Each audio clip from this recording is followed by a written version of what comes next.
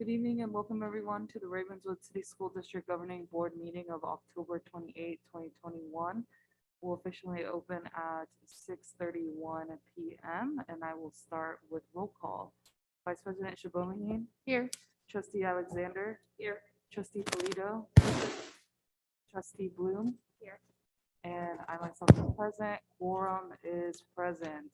We'll move on to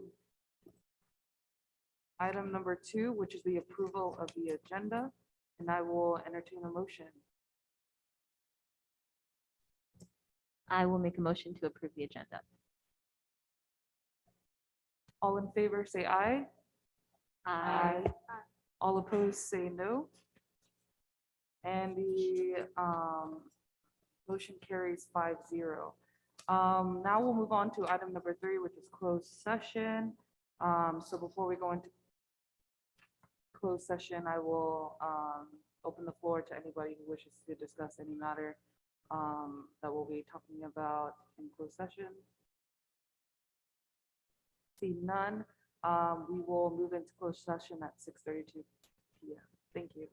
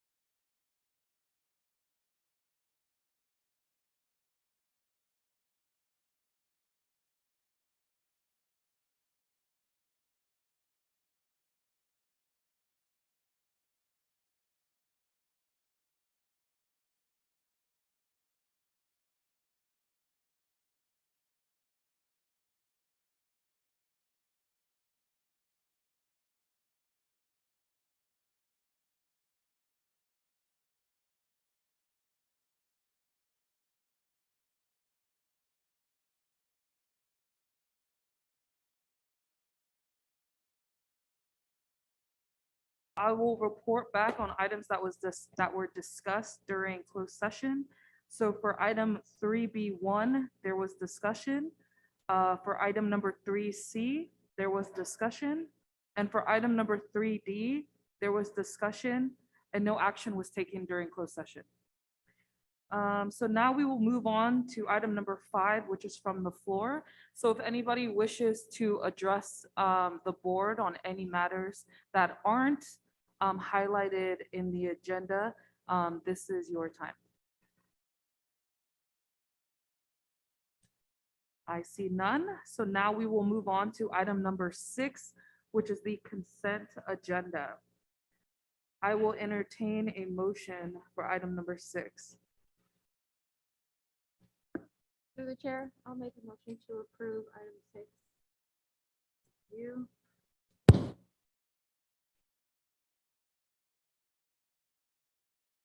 All in favor, say aye. Aye. All opposed, say nay. Motion carries 5-0. Now we'll move on to item number 7, which is special recognition.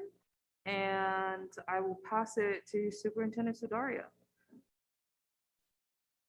Great. Part of our strategic plan is to recognize staff for exhibiting our core values. And so every 2 months, we feature a core value. And this month, we are featuring our core value being student-centered, where we ensure students are at the center of every decision we make.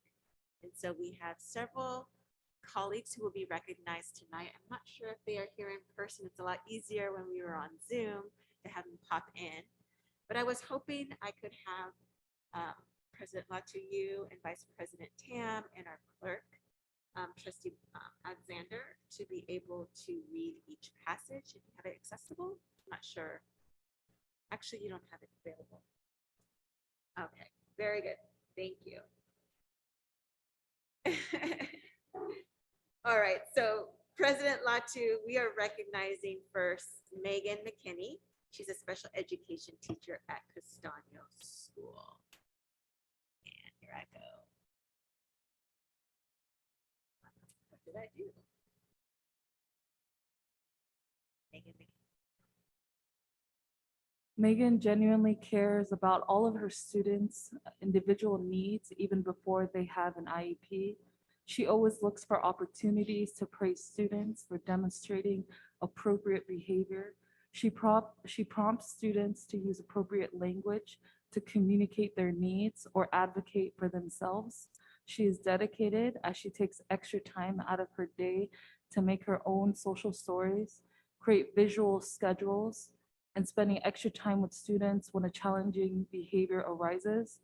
When a student needs something and she doesn't have it, she communicates with the IEP team right away.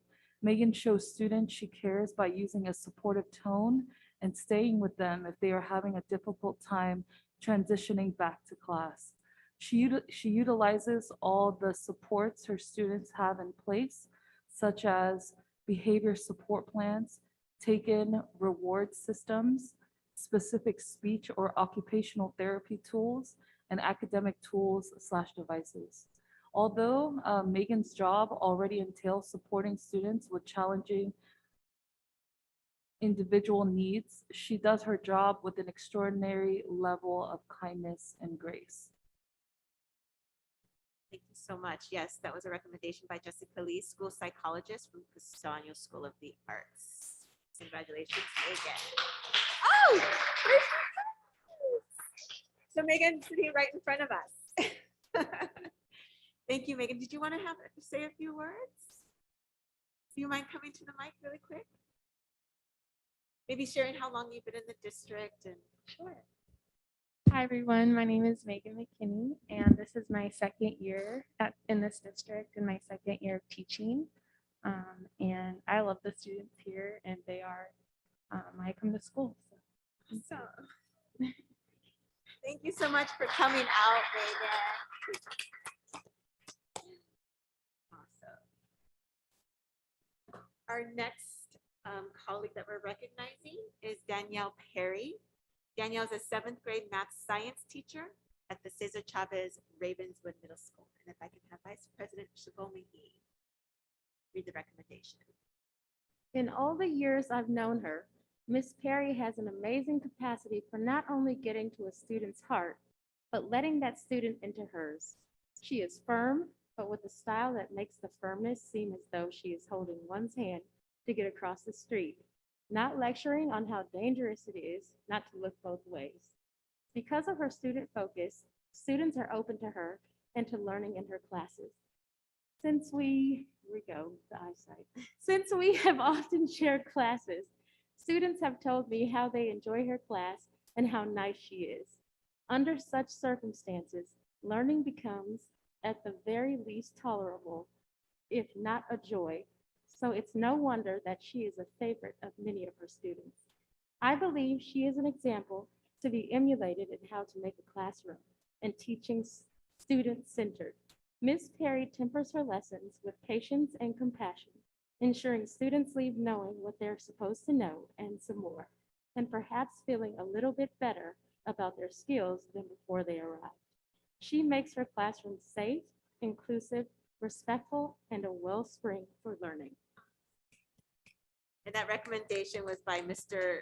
Dezudi, 7th grade ELA social studies teacher at the Cesar Chavez Ravenswood Middle School. And congratulations to Danielle Perry, who I don't see yet. And so we have several individuals who will be acknowledged for this next piece. And so we would like to acknowledge all of our administrative assistants: Maria Diaz, Administrative Assistant at Costaño School of the Arts. We have Ademba Godfrey, Administrative Assistant at Cesar Chavez Ravenswood Middle School. Guadalupe Maciel, Administrative Assistant at Bellhaven Elementary. And Liliana Vasquez Bravo, who's also Administrative Assistant at Cesar Chavez Ravenswood Middle School. And Elizabeth Vicente, who's Administrative Assistant at Los Robles Ronald McNair Academy. If I could have Trustee Alexander read on behalf of the Administrative Assistant.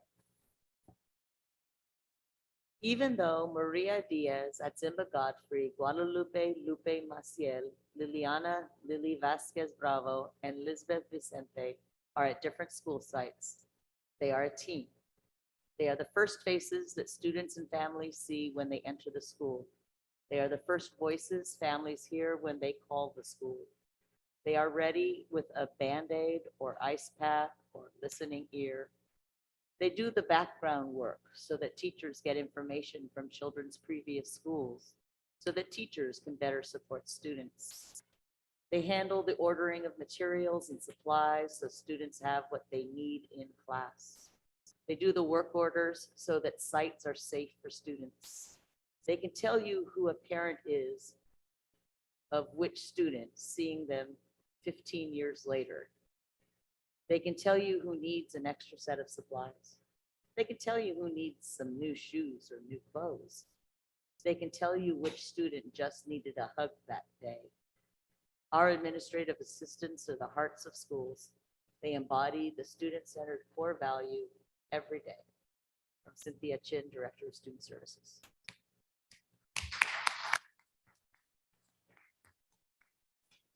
And do we have, is Guadalupe here? I do see Guadalupe. So Guadalupe's here. I'm not sure, Guadalupe, if you want to say a few words. You may also want to share how your dual roles and your role on SSE. That'd be like, come to the mic really quick for a hot second. Just so we can see who you are. So my name is Guadalupe Maciel. I'm at Bellhaven School. I go by Lupe. I've been at the district for 15 years. I started at Willow Oaks. So now I'm a parent of a first grader at Bellhaven and part of the school site council and as a staff, and then part of the ELAC at the district, as a parent and staff. And thank you. I appreciate it.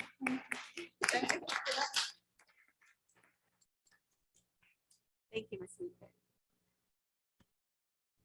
So now we will move on to item number 8, which is curriculum and instruction. Through the And chair, can I just say a comment about the individuals recognized? Yes. I just want to say huge, huge, big thank you to all of you, all the individuals that were mentioned for this core value.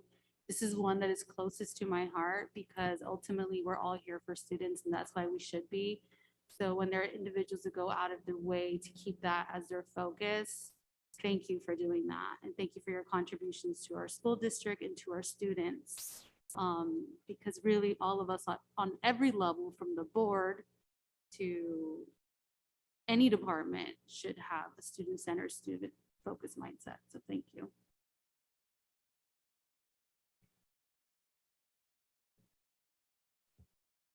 So now we'll move on to item number 8, which is curriculum and instruction, and I will pass it to our Chief Academic Officer, Jennifer Gravel.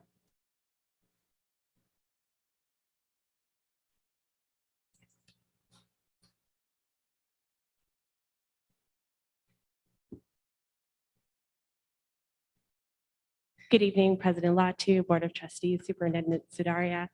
Laura and I are happy to be here to give our beginning of year data and assessment presentation. Before we start presenting, I wanted to review our agenda for the presentation today. We're going to talk a little bit about the context of what we've all been through in the last 22 months, the purpose of our presentation, the assessment working group, which Trustee Bloom and Trustee Alexander have joined us on, and look at our assessments from an evaluative lens as well as an instructional lens, and talk a little bit about site data mapping. So before we dig into the presentation, we really wanted to talk about what we have all been through in the last 20 minutes, and I use the term we very broadly. We a country, we a world, we a Ravenswood community. There's a lot that we've been through in these last months that has affected our day-to-day world as we're all sitting here in masks, our second meeting together in person. I do prefer this to the Zoom presentation, by the way. But I wanted to kind of bring us back to January 9th, 2020. And at that moment, the board voted to merge Castanio and Brentwood and Willow and Bellhaven. And at that moment, we thought the biggest thing we would be grappling with was a school merger. What we did not realize is that on the 16th, we would shift to emergency learning, we would have a stay-at-home order, and everything else that we all know that's happened in the last 22 months. This graphic says noteworthy events. This is not nearly everything we have all been through, but just a bit of a highlight of the context of what our kiddos are and our community are grappling with in the world around them.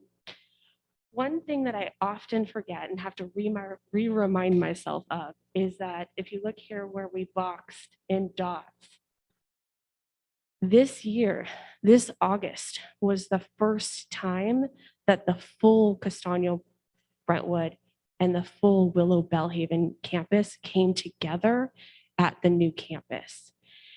And because of all that we've been through, we forget that that is the first time that they have all been together as one unit. So just wanted to give that context of our timeline. I put normal in quotes because I don't know what normal is anymore.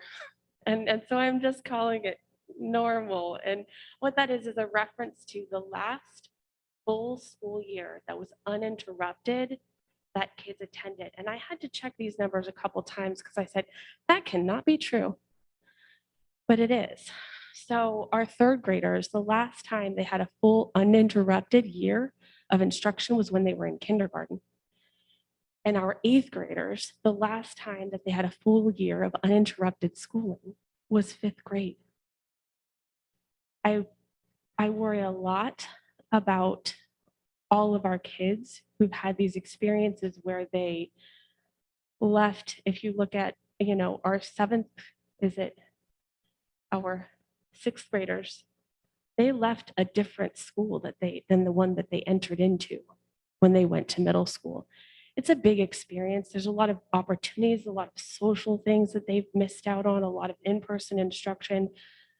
We can't even list them all. And that all plays into everything that we do every single day. That is one piece of data that I don't want to get lost in this.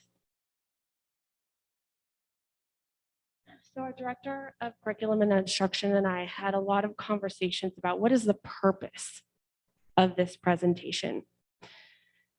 A lot of times we come up here and we compare data to last year. We compare data to 2 years ago. We compare data to X, Y, or Z. And the truth is, we can't compare this data to anything that gives us strong information, because the world that we live in now is not the world that we lived in 22 months ago.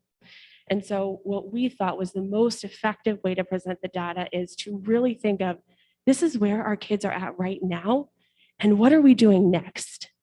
We wanted to take out of the rear view mirror and look forward and talk about exactly what we want to do next with where they are at now. And I posted this quote up here: education can't save us. We have to save education. Sleepless nights all the time where I'm thinking, what can we do? How can we do it better? How can we do it differently? I have not come up with the perfect, brilliant answer. But what I do know is I'm going to keep asking questions, and I'm going to keep working hard with my colleagues. One of the things that we're doing with 2 of our trustees, as well as several of our other colleagues, classroom teachers, coaches, district office staff as well, is we're looking at all of our assessments and really digging in with each of them. Are they telling us what we need to know? Are they the right assessments? And do we have a vision for why we're assessing and what we do with that information? So this is our assessment strategy trajectory. Our group has already met 3 times. We've launched our group. We hope to finish and have a clear vision, purpose, and recommended assessments by February 2nd. In particular, we've been digging in about cycle length, quality of the assessments, usability of the data, but also purpose. Each assessment has a purpose, whether it's instructive, meaning it tells us what we need to do next, what our next instructional move is. Evaluative, is this the right curriculum that we're using? Are these strategies having an impact? Or predictive, an easy predictive one to make sense of is we give a DOMA assessment, which is a math assessment to predict if students will be successful when they move on to high school. It predicts their success in algebra classes, and it's one of the Sequoia placement exams. That's a predictive assessment. Another type of predictive assessment is when students are in school and they may have dyslexia. We have screeners, or there are screeners to determine whether students may show signs of dyslexia. Those are predictive assessments. Before we even start into that work, we all want to go, which assessment are we throwing out? Which assessment are we throwing in? Let's do it now, and very, very urgent. But before we do that, we need to lean back and have a vision for the what and the why. So we're really in the space of, in the group, looking at quality, meaning, and coherence of our assessment vision.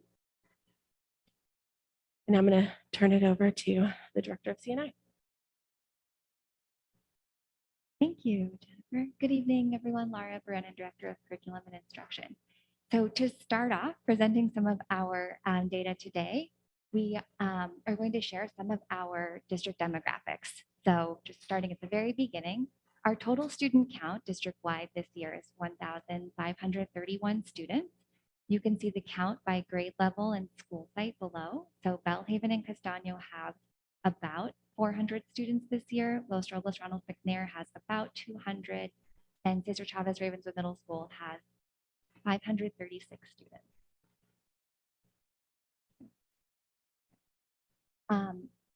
As we know, a significant number of our students are English learners or multilingual learners.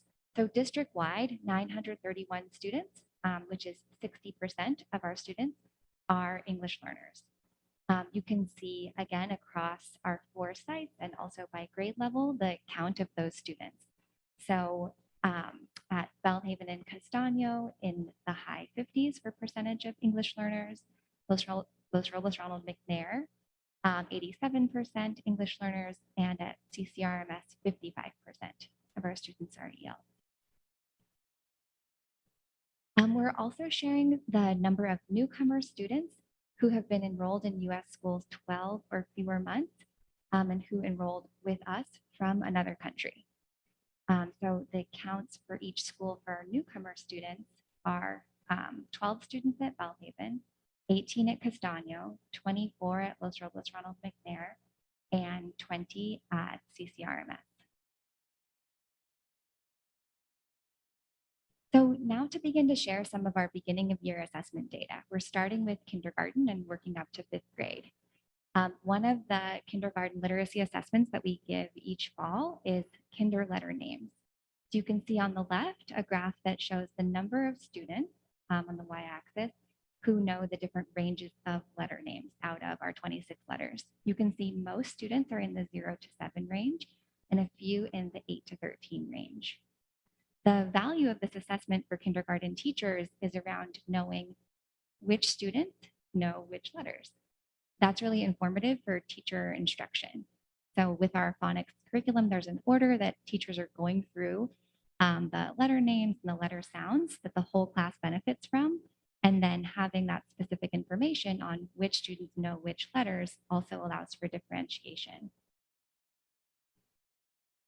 That's really parallel to letter sounds. So for letter sounds, you can see that most of the students are in the 0 to 13 band for the number of sounds that they know, and then how the student numbers are distributed across the other 3 tranches. So similar to letter names, it's really helpful for teachers to know which sounds students know coming into the year. And that also informs their instruction and differentiation. Another kindergarten beginning of year assessment is concepts about print. So the concept about print assessment has questions such as the ones that you see on the right side of the slide. So we're trying to learn what do kindergarten students know about how to hold a book and how literacy really works. So for example, asking students to show where is the front of the book? Where is the back of the book? Show me the words. Where do I read after this? Like, do they understand left or right, etc. And so the assessment that we give in this format is out of a possible 5 points. You can see where students are scoring. And the 3 assessments that I just shared about, we've had in the district for quite some time and are also currently aligned to the Brigance assessment, which is a beginning of year kindergarten readiness assessment that we give as part of our participation in the countywide initiative, the Big Lift. So rather than duplicating, assessing these areas in the Brigance, and then again with our district assessments, we collapsed those into measuring them on the Brigance and then reporting them as we're accustomed to in our own system. So moving into 1st through 5th grade for literacy, we use the Fountas and Pinnell reading assessment to assess students' highest independent reading level and their instructional reading level at the beginning, middle, and end of each year.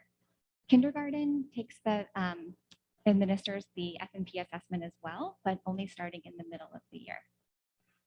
So for each graph that you see, the y-axis again is the number of students who were assessed to be at the levels shown.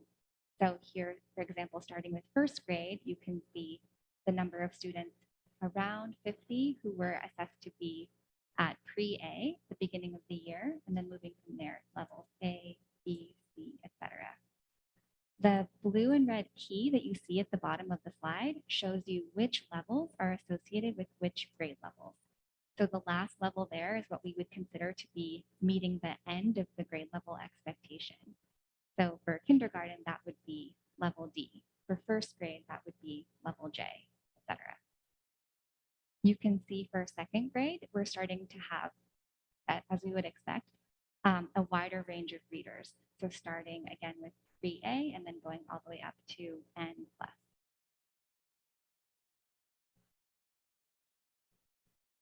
So the graphs continue showing where students are. So again, just a snapshot in time with 3rd grade. And then you can see in, oh, and I should point out too that here the levels are grouped more so by grade band. So you can see for the 3rd grade graph, A through D, E through J, K through M, and then within the 3rd grade level, level N, O, P, and then Q+, and then similar for 4th grade, grouping the levels together by the grade level they're associated with, and then individual levels for that grade. And then similar for 5th grade. So the snapshot that you see on the right side of this slide is an example of the instructional purpose of the assessment. So when teachers are able to analyze the assessments after they've been administered, they can, in this example, code the running record. So when they're assessing for accuracy and trying to learn, are students decoding these words? Are they reading smoothly and fluently? And if they're making errors, what are those errors telling me about the skills that they hold and the skills they still need to learn? There's another component of the assessment that's not captured here, which is comprehension. So similarly, the comprehension questions are grouped by literal comprehension, inferential comprehension, et cetera. And so by looking at how the students have responded to the different questions, it can tell the teacher, these are comprehension skills that the student grasps, and these are comprehension skills that the student still needs to work on. Another beginning of year assessment that we give in 1st through 5th grade is the Words Their Way spelling inventory. So I'll jump really quickly to the next slide to show you how that looks. So Words Their Way can feel like a spelling test, but it's not really a spelling test. We are asking students to spell words in this assessment, but they're not words that would have been memorized. And the words they're probably too small for you to read, but they are increasingly complex with the spelling patterns represented in the words. So again, after it's been administered, a teacher can analyze the strength the student has, what spelling patterns do they demonstrate a strong understanding of, and what spelling patterns did they miss. And then they're grouped in developmental spelling stages that also help our teachers know, oh, this is the order that students learn these spelling patterns in. So for example, starting at the beginning, the very first column is the beginning consonant, then the final consonant, then short vowels, etc. So when you get to a column where students have missed 3 or more of the spelling patterns represented in the list, then it tells you, okay, this is a good place to instruct this student for the spelling patterns. So just to go back to the graph really quickly, this shows where are students right now. 1st and 2nd grader grouped together on the left, and then 3rd through 5th grader grouped together on the right.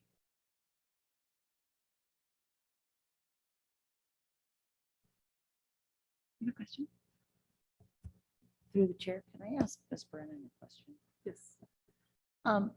Along the, if you go to any of the charts, along the left axis, Mhm. are those number of students? Number of students, that's exactly right. So if you, I don't want to belabor going all the way back to the other slides, but the number of kindergarten 1st graders in the district did not match up with the number of scores on the left side. Oh, if you add them all together? Right. Were Okay. some kids not Alright. tested, or were some scores not included? Yeah, sometimes the assessments aren't finished. The one thing that aren't finished yet, I should say. One thing that I didn't mention is that all of the kindergarten assessments and the Fountas and Pinnell assessment are administered one-on-one. Mm. So they take a significant amount of time to complete. So that would be my first guess if those numbers aren't adding up. All right, thank you.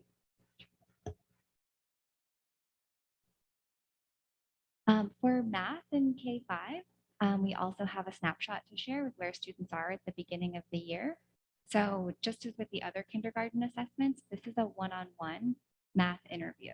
There's a snapshot of it on the right, which is a fairly small screenshot, showing what are the questions that the teacher would be asking in the fall, winter, and spring, aligned to the skills that we want students to have and to be able to demonstrate in kindergarten across the year, aligned to the kindergarten standards. So the teachers conduct the one-on-one assessment, and then they total the points the students have and then enter that data. That's what you can see there on the left. In 1st and 2nd grade, students take a paper pencil assessment that goes along with our investigations curriculum. And in this beginning of year assessment, it's asking, the questions are related to math content from the previous year. And then in 3rd through 5th grade, it's similar, but it's a computer-based assessment. So it's a little different in that regard. So it shows you the different bands of points on the bottom, and then number of students on the y-axis. Another assessment that we give at the beginning of the year and throughout the year is an on-demand writing assessment. The most common genre for teachers to start off with at the beginning of the year is narrative writing.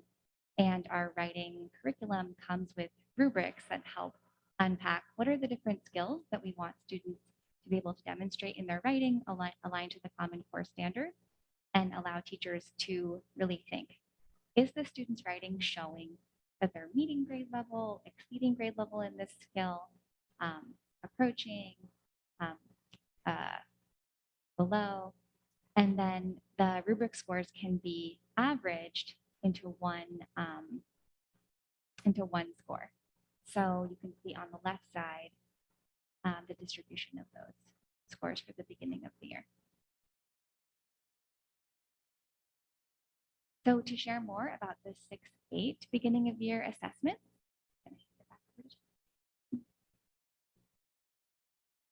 Our 6th through 8th graders take an assessment called the DORA assessment through a company called Let's Go Learn. So if you hear the kids say, I'm taking the Let's Go Learn assessment, it's the DORA assessment, also known as the Diagnostic Online Reading Assessment. I'm going to move us forward to this slide right here and explain a little bit about the assessment and the instructive piece before I kind of go back and talk about the scores. The DORA assessment is an online adaptive assessment that the students take, and it moves up, down, as the students answer questions to analyze exactly what it is that the students need or what skills that they have.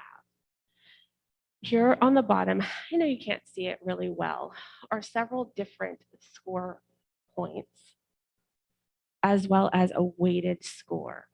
And this is what we were talking about at the beginning when we were talking about the different types of assessments and the purpose of the assessments, whether they're instructive or whether they're evaluative. The weighted score of our 8th grade students on the DORA assessment is 6.23. That is just one small data point. It doesn't tell us a lot, actually.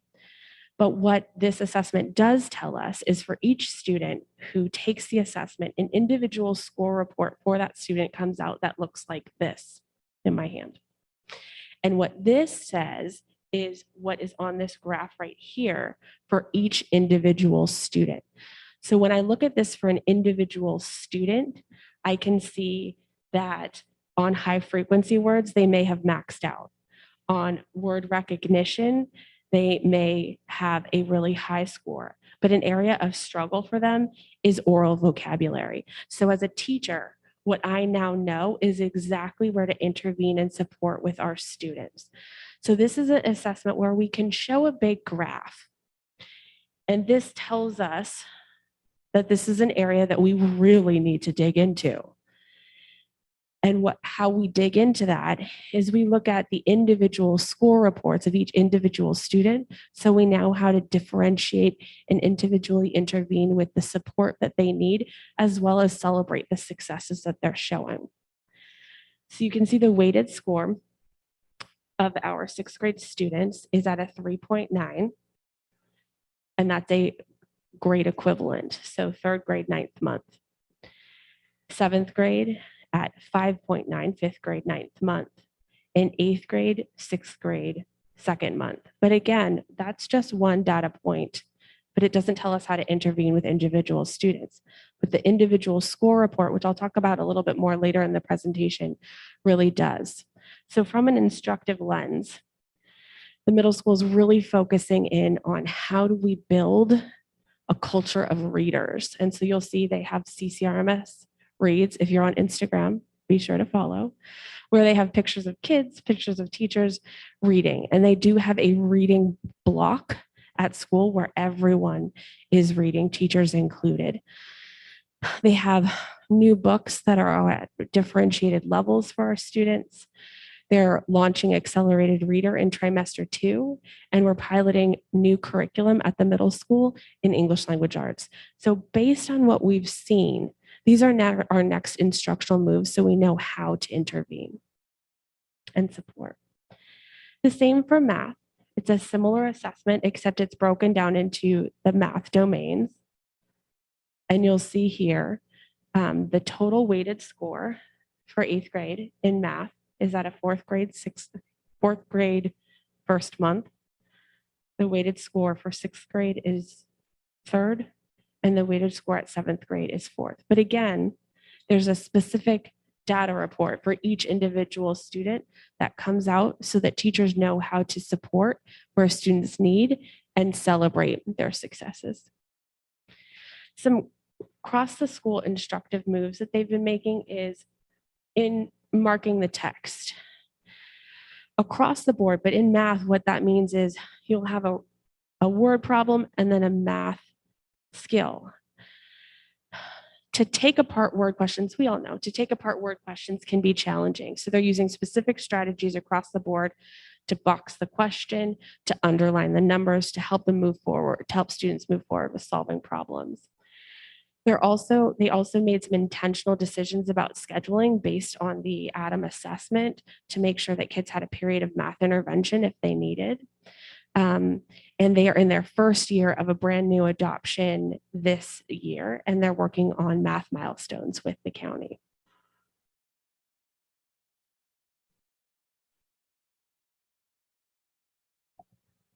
Can you repeat the last thing you just said? It was muffled. Oh, I'm sorry. They're working with the county on math milestones. Now we have all of this information. Now what? So what Director Brennan and I are going to talk about is exactly what's happening at schools with that data. And our principals will notice that these slides look familiar to them because they made them. So. Thank you. So as we've been sharing, the most important thing that happens with our beginning of year assessment data is for teachers to have the opportunity to dig in and really ask, what does this tell us about our students? What do we know and what else do we want to know? And what are the implications for our instruction? So one way that teachers get the opportunity to look at this assessment information together is through data meetings. Some examples of what's happening in data meetings at Castano are using a data collection sheet, which we have an example of right here. So this is something that Principal Maganeris put together, looking at the different data points that are valuable to include, and then looking at where students are, for example, with their reading. So color coding the students based on where they are, and then also analyzing the data with reading specialists to determine which students to prioritize for intervention. So increasing the number of reading intervention teachers at our sites was one of our strategies for our stimulus funds and our learning acceleration that we've talked about in the past. So which students should go into intervention? And so Castano ensured that there was a process in place to look at where students are and who should be selected for that support. Another example is using office discipline referrals as data points to determine specific supports. At Bellhaven, grade level teams are meeting once a week in data meetings to participate in an inquiry cycle. So an inquiry cycle begins with analyzing a common piece of student work, so a common assessment of some kind. The team then develops an inquiry question around the conclusions drawn from the student work, and then the team collaborates to determine the best practices for advancing student learning. And then the team gets the opportunity to implement those practices and then come back at a later agreed upon date to analyze an agreed upon assessment and look for student growth. So in that inquiry cycle, asking themselves, like, what can we do to positively impact student learning? And then checking back later, is it working? How are we doing? And how should we proceed? So some examples of what the teams were focusing on 2 weeks ago when they put this together are listed here.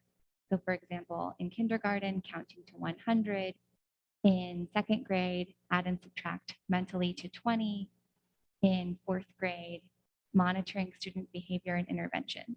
So really tailoring that time to what the grade level team wants to focus on and finds valuable.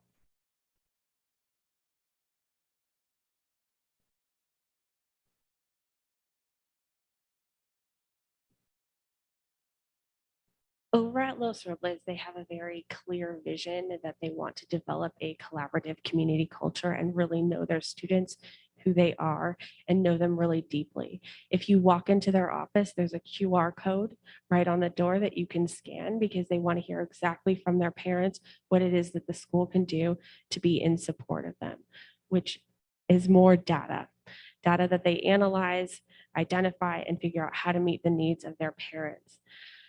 Attendance is another data point that they're focused on.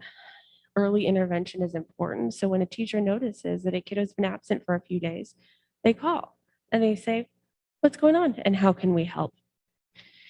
They've also noticed that social emotional learning is huge for our students. And if you think back to that graph of how much school or how long it's been since normal school, some of the opportunities kids have missed was negotiating things on the playground, how to deal with those social issues outside. And then sometimes they bleed into the classroom and then they get in the way of instruction.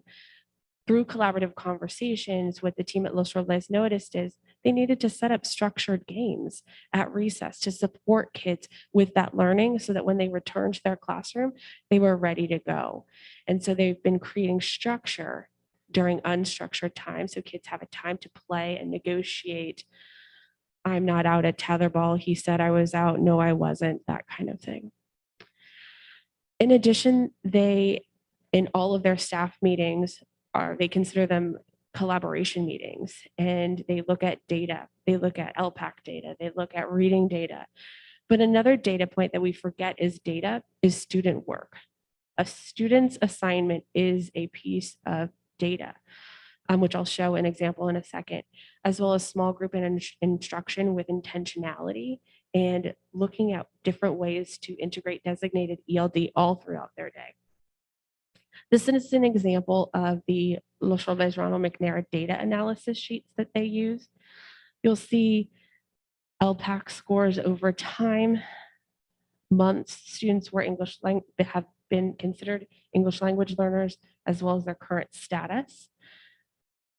They also are looking at the end of fourth grade. This is a fifth grade class. At the end of fourth grade, Spanish and English assessment, and then the beginning of this year, Spanish and English assessment, because they're always assessing in both languages and looking across the board at both. And you'll see here, once we hit trimester 2, they're going to be looking back at those assessments and then identifying how much growth they've seen.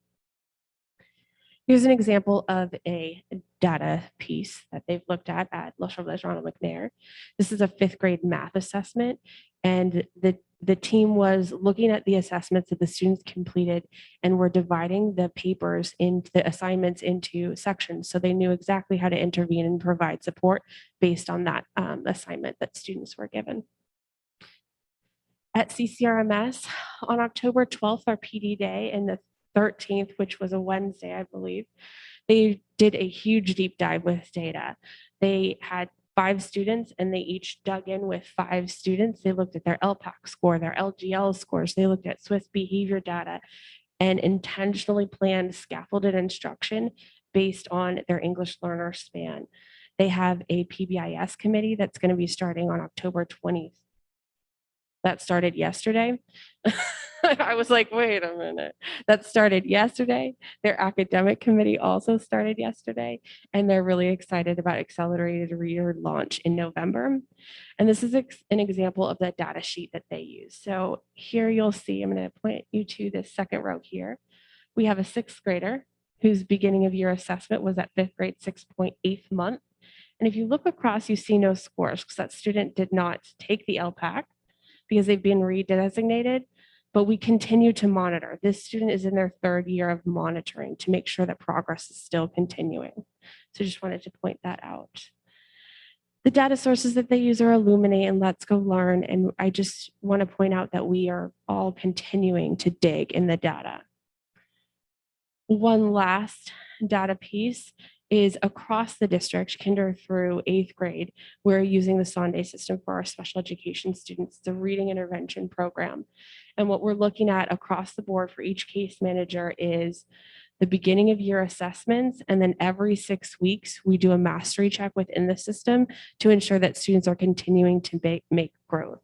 What we really want to do is to continue to monitor often and monitor early so that we know how to intervene and if our interventions are working. And if not, we need to make a shift. I know that was a lot of information from both our Director of Curriculum and Instruction and myself. So we sincerely appreciate your time. Thank you. We'll hear from if there's any board comment.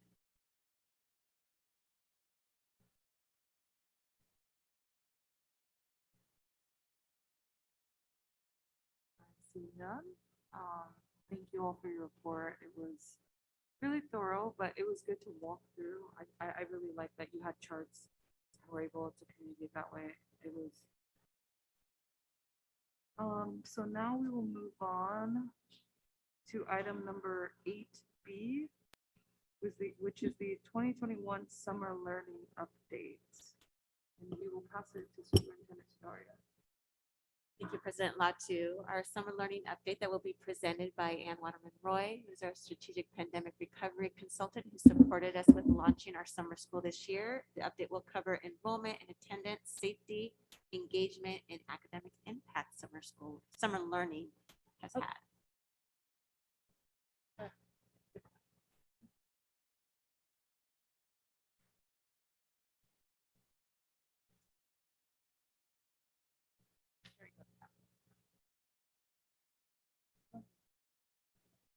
Oh, great.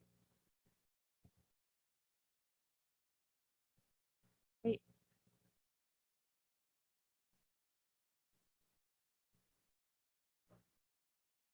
Thank you, trustees. We're happy to give a update on the summer learning program. It's hard to believe that the summer happened. It seems a really long time ago now that we're already into October, but we wanted to report back as promised about the summer program, particularly looking at some data that we've been able to pull about the impact on a number of different measures. So today we're going to talk, as Superintendent Daria said.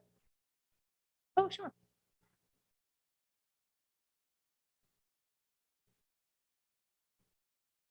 Oh, sure.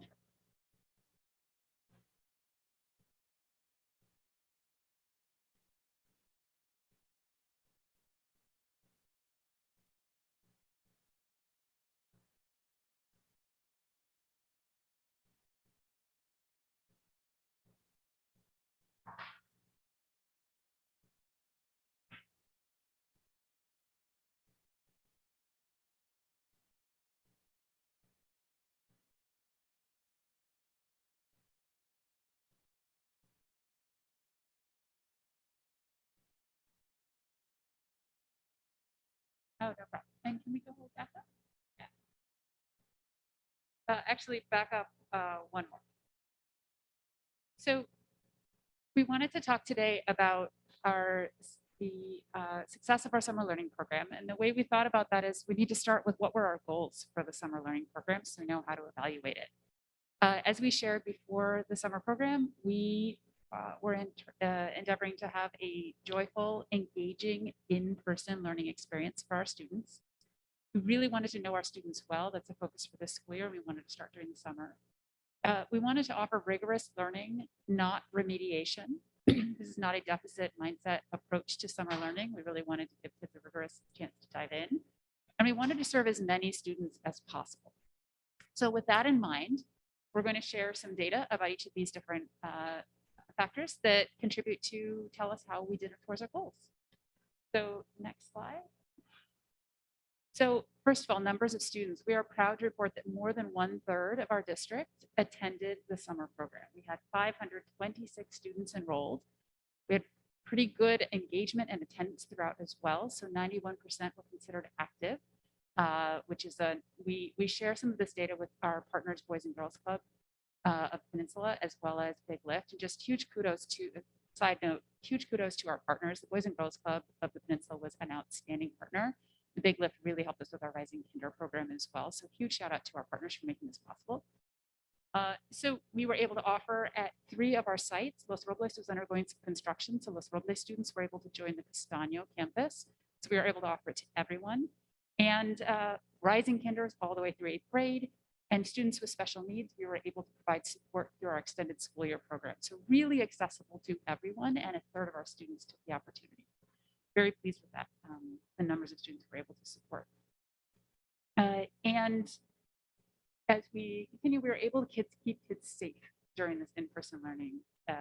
So this was really important. So right now, it may seem old hat that we're going to have kids on campus. This was not the case during the summer. We were able to bring all of our this number of students back at our many campuses because we had strong safety protocols in place from last spring, which we're able to continue. We were able to introduce weekly COVID testing with the support of our partner Boys and Girls Club. Did about 400 tests every week, and were able to respond quickly to potential cases of exposure. And as it turns out, we have ended up having no positive cases through our testing and no evidence of any spread on campus. This is really important for us to keep our kids safe while they're on campus and to give confidence to families and students that this was something not just for the summer, but that in the fall we'd be able to keep their kids safe. How did students experience this? So based on, we asked students directly. So BGCP ran a survey, we collaborated, and they ran a survey for their students, for our students, asking them about their experience with the program. And overall, students really enjoyed the program. We had the 82% of students reported enjoying the morning instructional activities, and unsurprisingly, the numbers went even higher in the afternoon when they're doing the really fun enrichment activities that were provided through Boys and Girls Club. 83% of students reported they definitely or somewhat enjoyed learning new things compared to the start of the summer. We had 3/4 of the student report feeling like they belong and that they were more curious about new ideas. So as we were trying to create a joyful learning, engaging learning experience, we feel like the word from students was that we were really able to hit the mark on that. And then our next slide talks about caregiver response. So what did families see from their own students as students were coming home and talking about the program? Overwhelmingly, caregivers were also very happy with the summer program. So 86% of our 1st through 8th grade camp caregivers were strong promoters of the summer. They would recommend it to others. Numbers went higher. 90% of rising kinder families said their child was more eager to learn through the program, and 100% of rising kinder families said their child enjoyed, was excited to participate in the summer program. This was critical. We were getting kids during the summer. We wanted them excited about coming to school in the fall. We wanted them to have a really positive experience so that coming back in the fall wasn't going to be a scary thing, but rather it started to get acclimated to school campuses, and to being really excited to be on there. And you can see some quotes from caregivers from those surveys as well on the left of the slide. So we also wanted to look at academic impacts for the summer program. So academic progress was not our only goal for the summer. We obviously wanted to evaluate the impact. We particularly wanted to try to evaluate the impact when comparing students who participated in summer who didn't participate in the summer program. Not a perfect comparison because different students may have had different reasons for choosing summer or not summer. We did want to look at that data, and we had to make some decisions about which assessments to use when looking at this data. And as you just heard, we are doing a full analysis now of our assessments and figuring out the purpose and strategy and use of them. We were working with the assessments that we had in place. So based on that, we did a couple of things.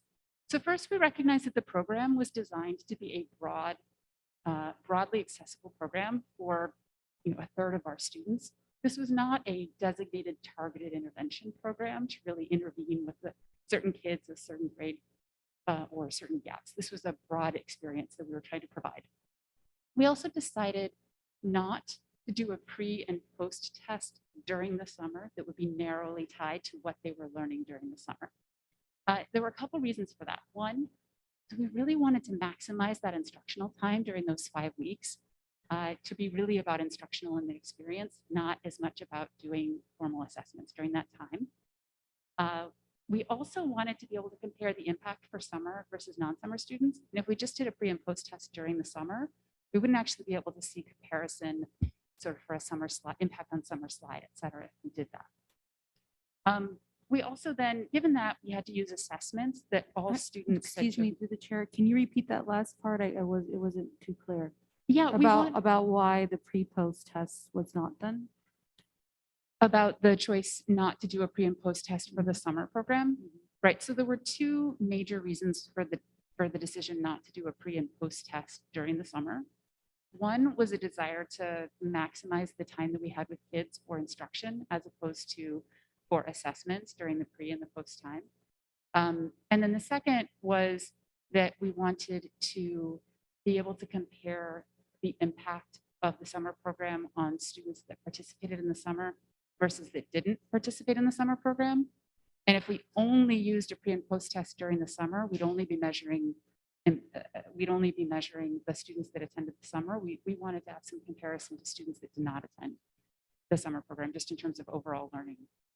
Because We would want to see the impact that summer school had on students who attended summer and also what happened with the students who did not attend summer. So there was an assessment used. We used the beginning, end of year assessment and the beginning of year assessment. rather than comparing their personal growth during summer, you all opted to compare them to individuals who chose not to go to summer school. As well, so we can be inclusive of all students. And one of the, so I'll describe in a second what we did compare, because we did look at growth for individual students. Through the assessments that we used were assessments, we had to look then at assessments that our students had taken last spring at the end of the year. And then an assessment that all of our students had taken at the fall, so the beginning of year assessments that were just shared.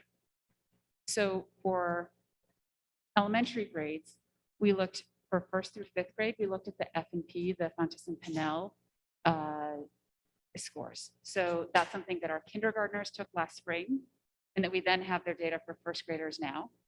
And then we have our current 5th graders took it as 4th graders last year. So we could compare how did I, as with a kindergartner last year, what was my reading level?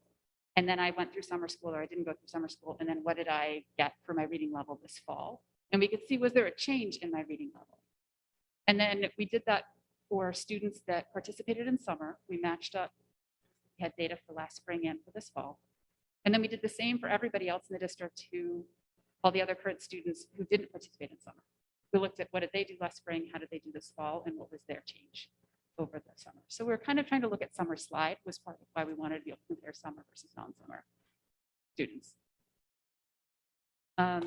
In 7th grade, we had to use assessments that all of them, or sorry, in middle school, we had to use assessments that all the middle schoolers had used.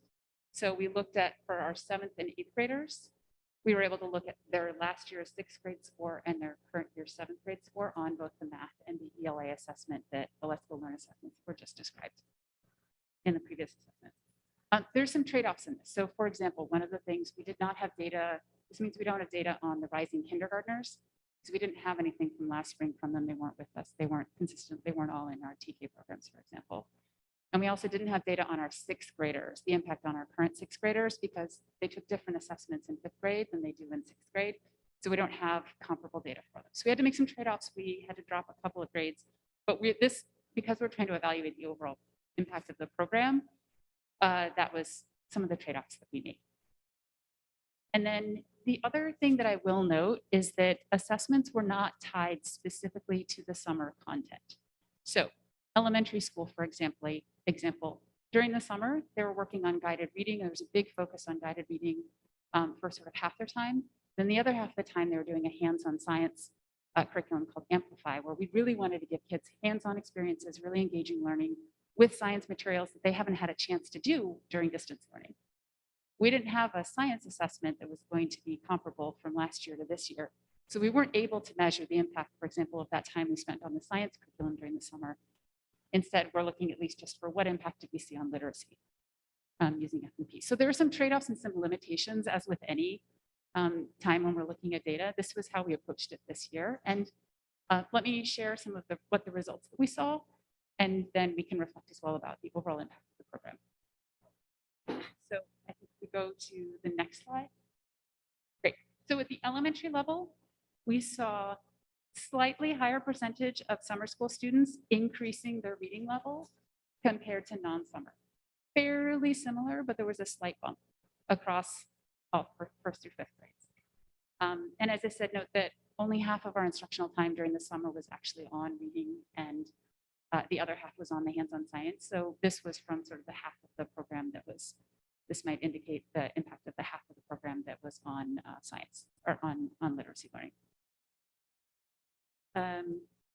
The next slide looks at middle school impact. In the middle school, we saw we had measures both for math and ELA. So at the middle school, the students, their instructional content was both in math and ELA. And on the math side, we saw nearly all of our summer school students increased their score on the Let's Go Learn Math assessment. 95% of those who had the comparable data. And that was higher than that of the non-summer school students. If you look at ELA, you saw it was a bit mixed, right? So fewer summer school students increased their score compared to non-summer school students, but fewer summer school students decreased their score compared to non-summer school students. And so it's a bit mixed, right? We would have loved to see more advancement, but we also see that there was a little less summer slide than in the students that didn't participate in the summer school. So overall, the academic results are a bit mixed in this. And that's something that we are, as we'll talk in a second about some of our reflections and things that we want to think about for future years. This is why we look at the data to say, oh, what was the impact of that? Okay, are we happy with that? We want to do something different. So this is a good chance for us to look at the data and reflect. If we look at the next slide, I want to step back and think about, again, what were the goals and how do we assess sort of the summer program overall? So if the goals were, if these were our goals, joyful, engaging, in-person learning, we do think given the student and caregiver survey responses, as well as what we were observing anecdotally from and from observations, we think we hit the mark of offering really joyful, engaging learning and knowing our students. There was some real joy on campus, which was really important to what we wanted to do. Second, the in-person learning. I can't understate that we had over 500 kids in person for 5 weeks, full day, 5 days a week, in the midst of a global pandemic. Now we're able to keep kids safe and secure, and pull that off was actually a really big lift that now again feels like, oh, of course we did that, but it was a pretty big deal at that time, and a lot of schools and districts were not really taking on bringing kids back in person. So we're very proud of the fact that we're able to bring our kids back on campus, give them strong, safe in-person learning experiences, and set the stage for students who are in the fall. Rigorous learning. So we saw some indications of positive impact academically, but our data is a bit mixed, and it's a bit difficult to kind of tease out some of the direct impacts. And so that has led us to have some more questions and dig deeper into the data and think about where are the students and what could they do to keep moving them, and reflections on what we want to do during our summer program for next year. And then as many students as possible, we said we have over a third of the district took part in the summer program, gave them a chance to have positive learning experiences on campus, and we think set them up for a more successful transition to school this fall.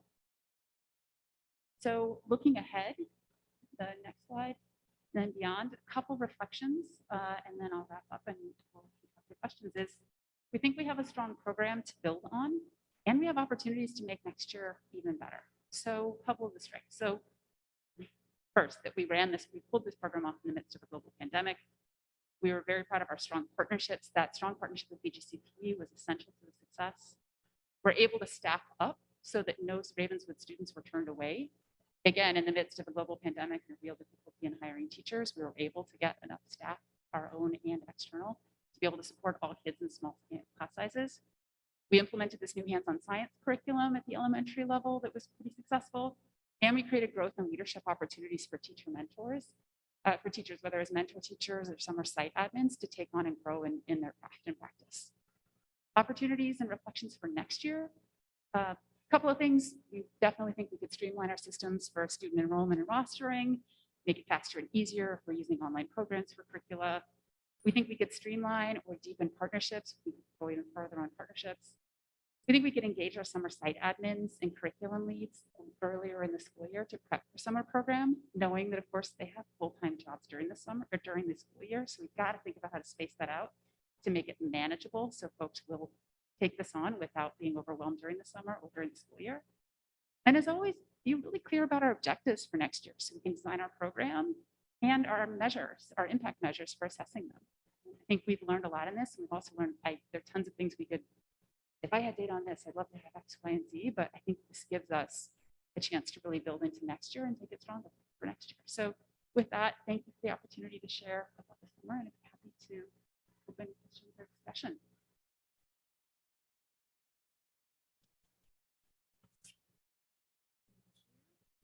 At this time, we'll take any comments from the board. Vice President Shabani?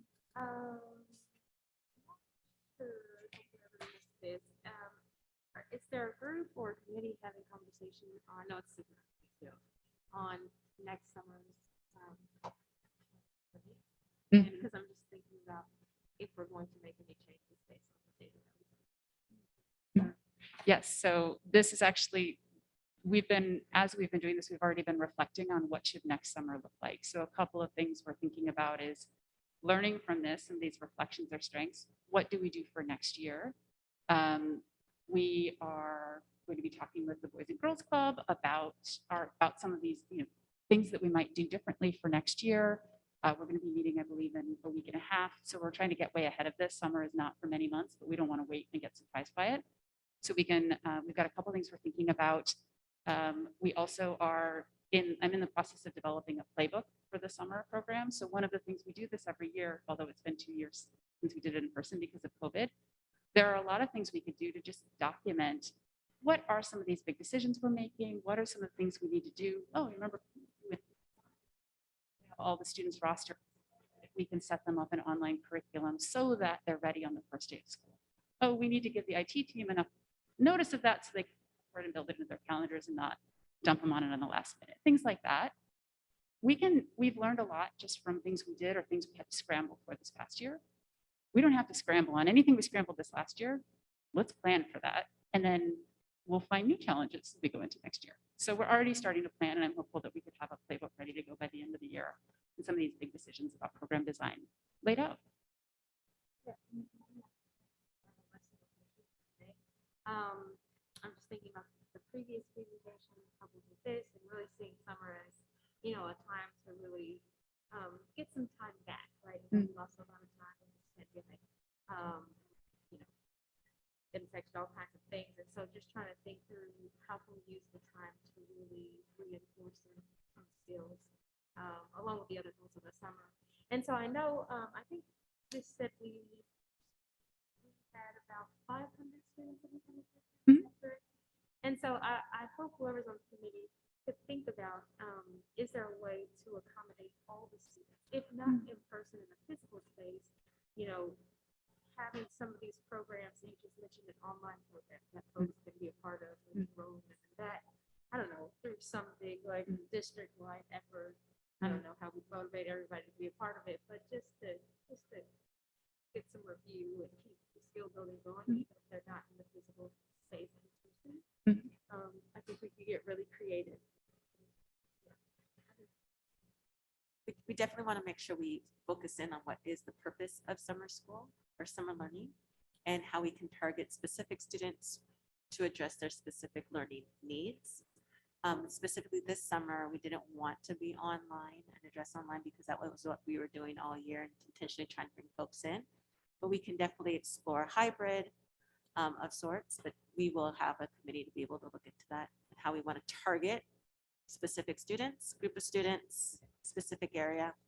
Yeah, that's why we want to start early. No, that makes perfect sense. And I'm even including asynchronous, software platform, something that, people can do without doing a hybrid where teacher, but then things like, okay, go online and do 30 minutes to the challenge, to do 30 minutes a week at the end of the day or whatever platform. That's all. Yep. Yeah. In addition to everything else. Definitely. Through the chair. I would love for us to get an update before summer school about what are the changes and updates we're doing to the program and how we think that'll correlate with student progress for the summer. Because to your point, when we look at the data, it's so interesting, right? On one end, you know, if you want to correlate the summer program to student improvement in math, it shows, but in ELA, it doesn't, right? So, you know, to Trustee Schwelming's point, we want to maximize, you know, the time we have with them in the summer to accelerate learning. And so I would love to see an update. I don't know how long the committee's going to meet for, how much time they need, but just to get an understanding of what we learned and what we're implementing moving forward prior to summer school. Thank you. And through the chair, perhaps trustees who are on our curriculum instruction committee could be part of some of that plan.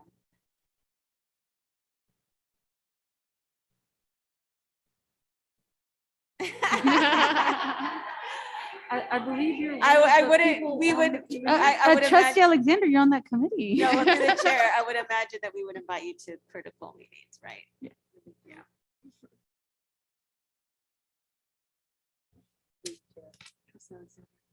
Thank you very much.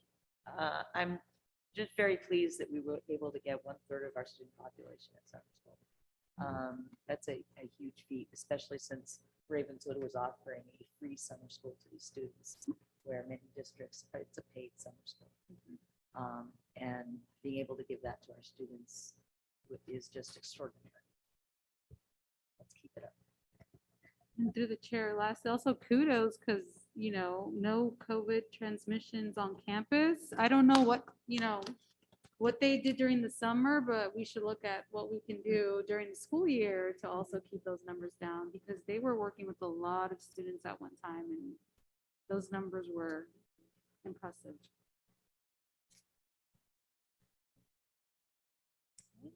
Thank you.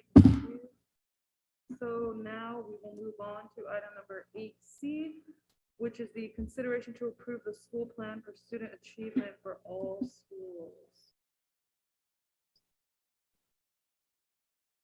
Great, so we have our chief academic officer, but I think I can speak here if there are any questions the board may have about our school success.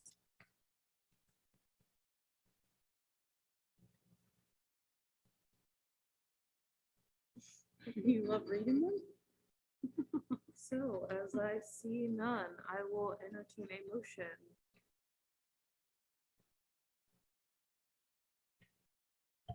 I'd like to make a motion that we approve the success for all school sites. I'll second it. All in favor, say aye. Aye. All opposed, say nay. And the motion carries, yes, and the motion carries 5-0. Now we will move on to item number 9A, which is from the business department.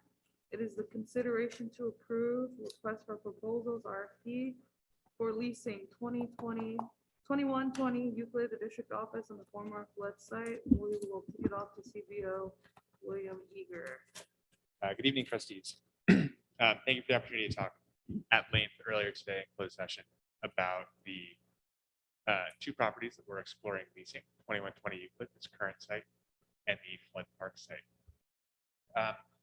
We're sort of at the hopeful third quarter mark of a very long process that we've been exploring over the last year of exploring this, thinking about this. And I say last year, knowing that for some people, this conversation has been going on since the flood site was closed a decade ago. So I really am just focusing on sort of my role in this journey, which really has been since I started. We've been exploring our options for a long time. We have explored Flood Park being a reservoir. We've explored it being a park. We've explored it being teacher housing. We've explored drilling there to make it a well, among sort of countless other options I'm not even aware of. In May or so, the board, after a facility study session in early January, a little bit less than a year ago, the board approved a resolution to explore leasing both sites, including hiring JLL, one of the world's leading brokerage firms. We gave a quick update a little while ago. sort of update the board a little bit on some of the marketing that JLL has been doing over the last couple of months. As I'll talk about shortly, they've talked to over 50 of the leading brokers, developing companies in the area. Today is kind of the hopeful end of that marketing period. We're hoping to issue a formal RFP, which would allow us to collect various proposals from members of the community so that we can I can help the board make an informed decision about what these sites could be. The RFP itself is fairly open. It's not very prescriptive. It allows people to submit different ideas while still keeping the property within the district. We're not proposing selling the property, proposing a ground lease. And it allows us to accept an offer or not accept an offer if we don't think that any of the offers are worth accepting. So this in no way obligates the board to accept anyone. So we're hoping to release the RFP tomorrow. If the board has any feedback on the sort of specific details of the RFP, we're happy to incorporate those in. We are hoping to release the RFP tomorrow. That allows us to keep the RFP open for 2 weeks, allowing the deadline to be November 17th, which gives us time to bring proposals back to the board in closed session for our 11 to 18 meeting. We're hoping then to bring the investors, potential investors in, do some interviews, potentially setting up another board meeting in December to review options depending on where we're at, as well as entering into an exclusive negotiation period with a partner. I'd like just to give a little bit of overview around what's in the RFP. Couple of things, as mentioned, starting sort of on the right side here. Our minimum terms are very short. We're going to update this with many other specific terms in the actual negotiation process. So this is not necessarily what's going to end up in the lease. This is just the sort of starting point. More importantly is the left side here, which is what information we will bring back to the board. Pricing information, terms, how much we could expect in annual revenue from the ground lease, what kind of profit sharing or how that sort of rates of growth may come in over time, what the site might look like, as well as any additional terms and conditions that they may propose. So excited that we're at this stage. We're hoping the board approves the RFP, sort of allowing us to go out and get some sort of official proposals that we can then bring back to the board for the board to make a informed decision. That concludes my presentation. Do we have any board comment? Through the chair, I just wanted to say thank you, Will, for your work on this. To his point, we have explored all options, and now we're here. So just to reiterate to our community that this is just an idea that popped up out of nowhere, and there was no exploration or research or thought. We've been considering various options for a long period of time, and we're ready to move forward and take action and make something of that site to benefit both the district and the community. So thank you.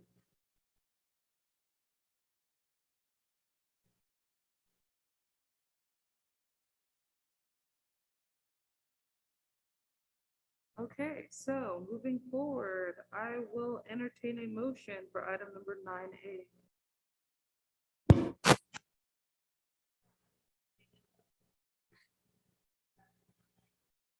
I'll second that.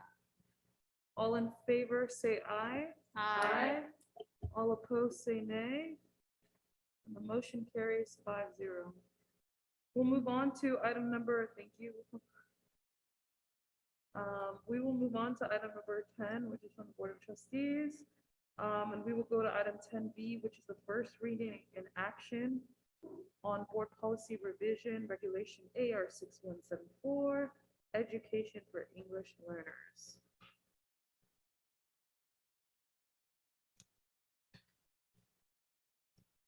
I'm sorry, I'm not sure if y'all did you. So this administrative regulation is indicating that there is a need to change the language so it reflects that there will be a 4-year monitoring of students who were redesignated versus 2 years. So that's the simple change.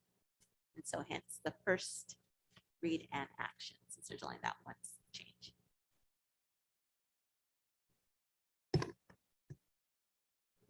Do we have any comments from the board? So I will entertain a motion for item number 10B. I move to approve item 10B. All in favor, say aye. Aye. Aye. All opposed, say nay. Motion carries 5-0. Moving on to item number 10C, which is the board policy and regulation revision for first reading, BP 0470, COVID mitigation plan, et cetera, et cetera.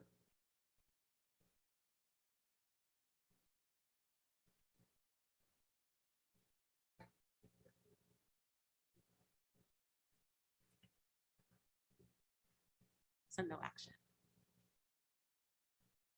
Any comments? No comments. So we'll go on to item 10B, which is board reports and communication.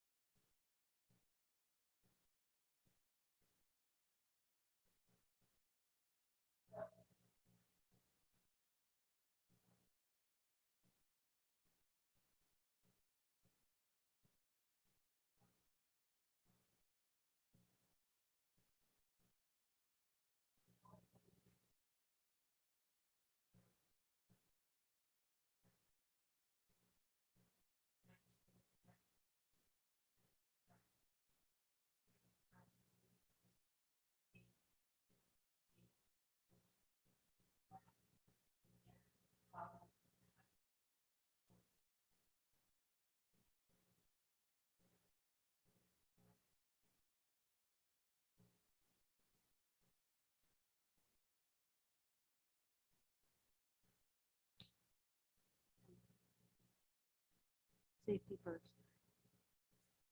So I will note that we're entering into the holiday season.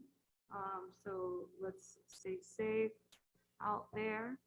And with that. Wait, through the chair. Yes. I forgot I have to make an announcement. So normally I don't make this type of announcement, but it does impact what I do here. So I did want to announce that I have taken a job with San Mateo Community College District, San Mateo County Community College District as the Director of Public Affairs. And the reason I bring that up is because I've had to recuse myself from anything related to Sequoia Union High School District. And we have a lot of business with them. So as of the next meeting, or as of actually Monday, I will no longer have to recuse myself, and I will be able to vote, discuss, comment, suggest, participate in anything related to Sequoia Union High School District. So I wanted to make that announcement for future purposes. If somebody sees me voting on it, I'm not violating anything. I'm just now able to, given that I am no longer going to be working there. So that was my first. And my second is, you know, over the years, I've always heard a lot of community concern over the upkeep of our fields, our trees, and just kind of the landscaping. And over the past year, I've seen and heard a drastic difference in the way that our facilities are maintained. And I want to say that publicly because I think that speaks to the leadership, the department, and the employees.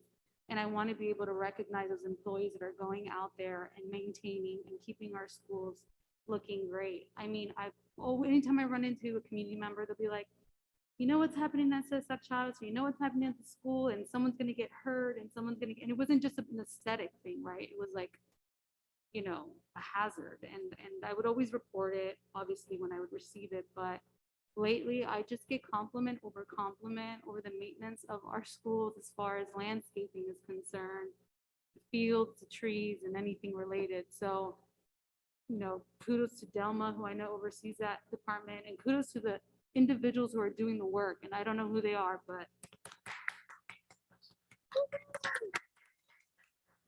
Yeah.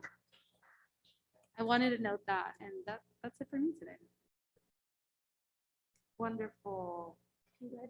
Congratulations Thank you, on thank your you, thank you, job. thank you. With that being said, the next regular board meeting will be held on November 18th, 2021 at 6:30 PM. And I will adjourn the Ravenswood City School District Governing Board meeting at 9 PM.